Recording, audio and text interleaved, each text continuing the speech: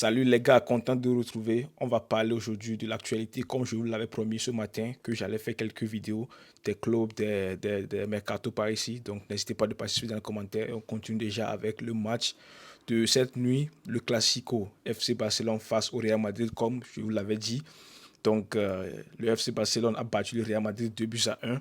Donc le FC Barcelone rapporte le Classico en amical face au Real Madrid, doublé de Paul Victor pour le Blaugrana. Donc il n'a rien à dire là-dessus puisque j'ai fait un débrief là-dessus ce matin. Donc allez regarder si ce n'est pas encore le cas chez vous.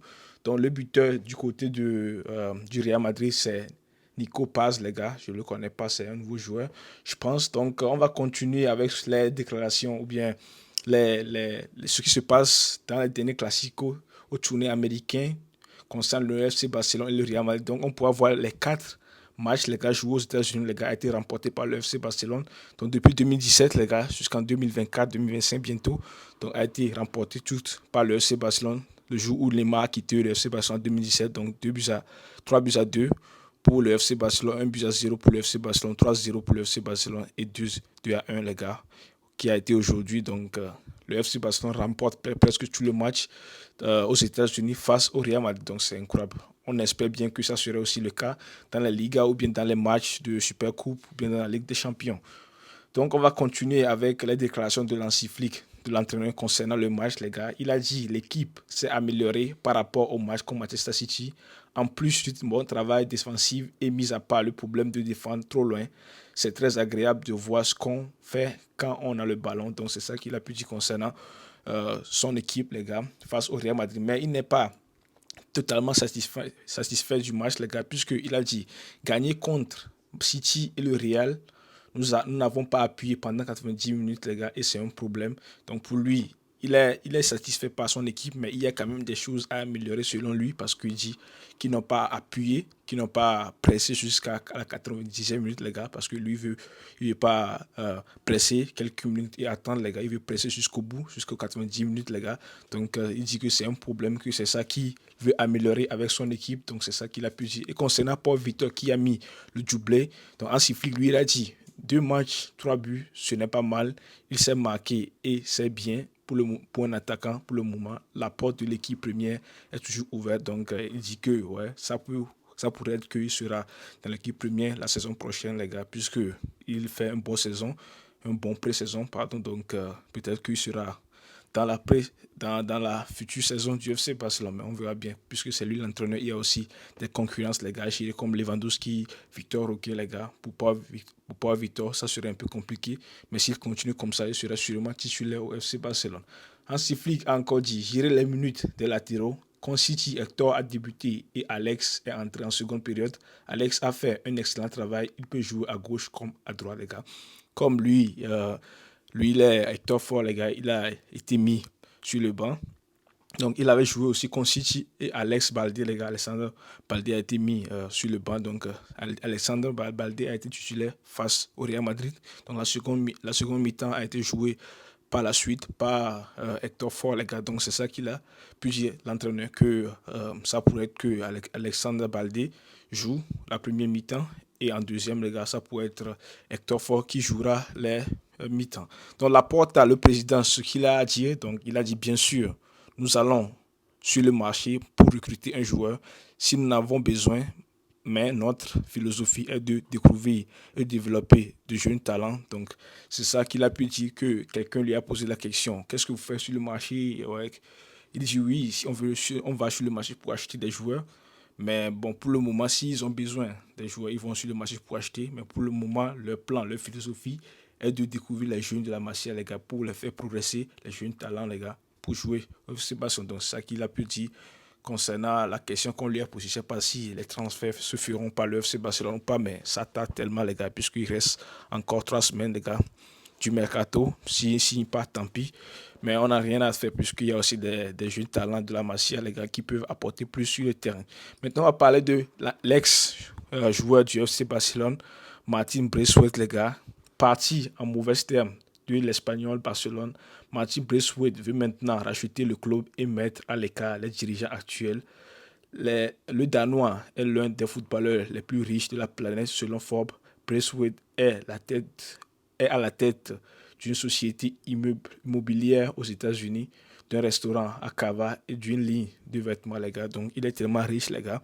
N'oubliez pas qu'il a joué du côté du FC Barcelone pour une saison, mais 2 saisons, avant de signer du côté de Espanyol Barcelone. Donc, ils sont partis, les gars, en mauvais terme avec son club, les gars, son club actuel. Donc, ils décident d'acheter le club, les gars, pour faire regretter les dirigeants. Donc, comme il est riche, les gars, donc ça se peut faire. Je ne sais pas si il fera, mais bon. C'est ça qu'il a dit sur Presswood. Maintenant, on va parler de Nicolas Pepe, les gars, l'ex-joueur de l'Arsenal, qui a joué du côté de Transport, je pense. Ouais, maintenant, il est libre de tout contrat, les gars, et c'est officiel. Il a signé du côté de Villarreal, les gars, jusqu'en 2026, les gars. Ils ont 2 contrats, donc jusqu'en 2026. Donc, félicitations aux joueurs du Côte d'Ivoire, aux joueurs ivoiriens. Maintenant, Kevin De Bruyne n'ira pas en Arabie Saoudite. Al-Ittihad considère le prix du Belge trop élevé. À 1 an de la fin de son contrat avec Manchester City, le club saoudien préfère se contenter de l'arrivée de Houssem War, Manchester City News. Donc, on avait eu des rumeurs, les gars. Lui-même, il a été ouvert à l'idée de rejoindre les clubs saoudiens, puisqu'il dit, à mon âge, l'âge que j'avais maintenant, c'est le moment de penser à autre chose, parce qu'il sait qu'il a déjà pratiquement 34 ans, les gars. Donc, c'est le moment d'essayer autre chose, les gars, puisqu'il sait qu'il a pratiquement 2 ans ou bien 3 ans dans les jambes, les gars, professionnels. Donc, il est ouvert à l'idée de rejoindre un club de l'Arabie Saoudite. Donc, l'Arabie Saoudite, Al-Tiyad, les gars, il veut attendre jusqu'à ce qu'il ait fini son contrat avec Manchester City, vu que c'est jusqu'en 2025, les gars, que son contrat se finit. Donc, et là, il veut recruter le Belge Kevin De Bruyne. Moi, je pense qu'il va aller là, parce que lui-même, il a dit qu'il est ouvert à l'idée de rejoindre un club saoudien, les gars. Mais je ne sais pas si ça serait Al-Tiyad ou pas. Savigno, sur le choix de prendre le numéro 26 à City, Riyad Mahrez est une référence pour moi depuis que j'ai commencé à regarder Manchester City quand j'étais enfant. Donc, vu que lui, il rejoint maintenant actuellement Manchester City, les gars, en provenance de Giron. N'oubliez pas que Giron et Manchester City, c'est le même propriétaire, les gars, qui gère les 2 clubs. Maintenant, ils l'ont transféré du côté de Manchester City. C'est à lui maintenant de choisir un numéro de maillot. Et il dit que le numéro 26, par rapport à en référence de Mahrez, les gars, c'est pour cela qu'il choisit ce numéro, Savigno. N'oubliez pas que c'est un bon joueur, les gars, gaucher. Maintenant, on va parler des matchs amicaux, les gars, qui se sont déroulés hier. Hier nuit, les gars, on pourra voir que Manchester City qui s'est imposé 4 buts à 2 face au Chelsea, les gars. Donc, but triplé de Haaland, les gars.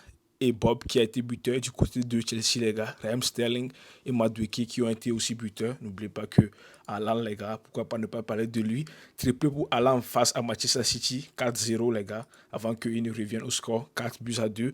Et Erling, les gars, Erling Haaland est déjà chaud pour démarrer la saison, les gars.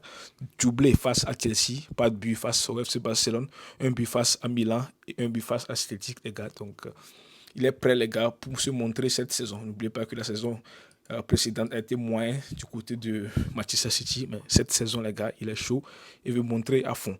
Maintenant, l'autre match amical aussi, on peut voir que Liverpool, les gars, ça s'est imposé 3 buts à 0 face à Manchester United en match amical. Donc, Cavallo, Jones et Tsimikas, les gars, qui ont été buteurs du match. Donc, j'ai vu le match, quelques parties du match, mais Manchester United aussi sont bien joués, sans vous mentir. Mais Liverpool, les gars, a été 2-3 quarts au-dessus de Manchester United. Liverpool a corrigé Manchester United 3 buts à 0 cette nuit, donc en match amical. Donc c'est ça que je viens de dire concernant ce match. Maintenant, va parler de Mohamed Salah qui a parlé sur Lionel Messi en disant que quelqu'un lui a posé la question qu'est-ce qui va se passer si Lionel Messi, les gars, jouerait en Première Ligue. Il a dit qu'est-ce qui se passerait-il si Messi jouait en Première Ligue. On parle du meilleur joueur, peu importe où il joue. Messi a un talent divin, les gars. Donc, c'est un beau message de l'Égyptien pour Messi, les gars. Lui dit que c'est un talent, les gars.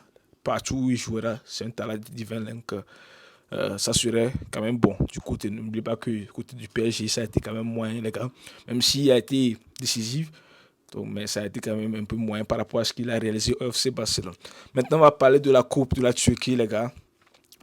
Qui s'impose la Galatasaray face au Beşiktaş, les gars. Donc 5 buts à 0, les gars, parce que c'était incroyable le match, les gars. 5 buts à 0 pour Beşiktaş, les gars, qui a écrasé la Galatasaray. Donc on pourra voir qu'il y a Nelson, les gars, qui a été expulsé à la 87e minute, les gars, et les buteurs du côté de Beşiktaş, les gars, ont été Immobilier, Ciro Immobilier, l'ex de Naples, les gars.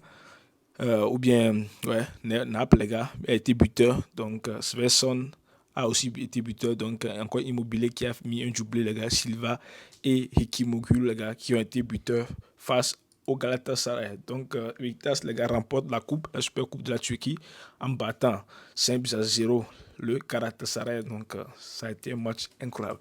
Maintenant, on va parler aussi de la coupe du Portugal, les gars, qui s'impose. Le FC Porto face à Sporting, les gars, ça a été un match tellement fou, les gars. Donc, si on pourra voir qu'en première période, les gars, Sporting battait le Porto 3-0, les gars. Donc, c'est un match tellement fou. 6e minute, 9e minute, 24e minute, les gars, 3-0. Donc, la tendance a été renversée, les gars. On pourra voir que le Porto, les gars, ils ont fait un remontada en mettant 4 buts d'affilée, les gars. Donc, ça a été un match fou, les gars, du côté de Porto. Donc, 4 buts à 3, les gars, qui a été le match final, les gars. Donc, c'est le Porto qui a pu remporter la coupe, les gars. Donc, ça a été un match tellement fou, ce match. Parce que c'est incroyable de marquer 3-0 face à une équipe, les gars. Et l'équipe renverse la tendance en mettant 4 buts d'affilée et de remporter le titre, les gars. Donc, c'est tellement fou ce qui s'est passé.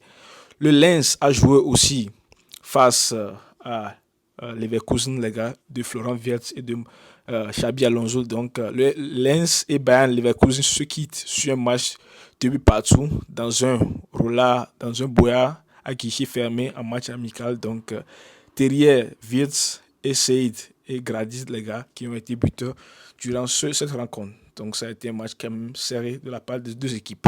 Le Stade Bressois obtient le match nul, 2 buts partout, face à la Juventus en match amical. Vlahovic, Douglas Luiz, Camara et Cablan, les gars, qui ont été aussi buteurs du côté des deux équipes. Donc, ça a été quand même aussi un match, les gars, serré. Donc, maintenant, on va parler du Chelsea, les gars, un joueur qui va quitter bientôt Chelsea pour rejoindre l'Atlético Madrid. Les gars, n'oubliez pas que l'Atlético Madrid fait beaucoup de recrutement cette saison, vu qu'il veut aussi remporter le titre, les gars. Donc, accord trouvé entre l'Atlético Madrid et Chelsea pour le transfert de Conor Gallagher, les gars. Donc, bientôt, il va signer du côté de l'Atlético Madrid. Maintenant, Xavi Simon, vu qu'à cause de l'euro, les gars, il n'a pas encore pris sa décision.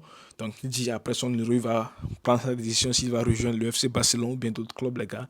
Et enfin, c'est bloqué, les gars. Il va encore rester au RB Leipzig, les gars, pour une saison de plus, les gars. Donc, c'est déjà bouclé. Le Néderlandais serait de nouveau prêté par le PSG. Donc, après la saison prochaine, les gars, il va revenir du côté du PSG. Il va décider enfin s'il va rester du côté du PSG ou bien partir dans un autre club. Donc, c'est ça qu'il a dit sur Xavi Simon. L'OM a fait une première offre auprès de Fribourg pour Kylian Sidilia. Les négociations avancent bien entre les deux parties. Wolfsburg a aussi manifesté son intérêt, mais le joueur ne veut que Marseille, les gars, d'après Fabrizio Romano, vu qu'il joue actuellement, je pense, les Jeux Olympiques, les gars. Donc, il décide de rejoindre le Marseille. Et pour terminer, les gars, je vais vous demander quelque chose. Qui a été le plus fort en son prime, les gars? Eden Hazard et Franck Ribéry. Donc, n'hésitez pas à me mettre dans les commentaires, je lirai tout.